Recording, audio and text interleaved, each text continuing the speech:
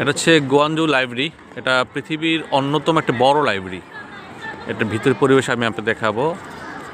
আমি জানি না এত বড় লাইব্রেরি পৃথিবীর কোথাও আছে কি না, থাকতে পারে।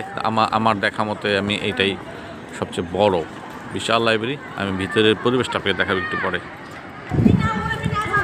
হচ্ছে গঞ্জু লাইব্রেরির বাহিরের অংশ, এটা হচ্ছে ভিতরের অংশ লাইব্রেরির। চিন্তা করেন কি বিশাল লাইব্রেরি, এটা অনেক বড় স্পেস। শুধু লাইব্রেরি, যত রকম বই আছে সব ধরনের বইয়ের কালেকশন রেখেছে, সকল ভাষার বই এখানে কালেকশন। লাইব্রেরি কত বড় হতে পারে চিন্তা করতে হবে না। হচ্ছে ডিজিটাল পার্টের একটা অংশ, হচ্ছে ডিজিটাল বুক। এখানে বাচ্চারা, বাচ্চা এক একটা ফ্লোর এক একজনের জন্য। দোতলা বাচ্চাদের জন্য দেখেন ডিজিটাল বুক, সব বাচ্চারা ডিজিটাল।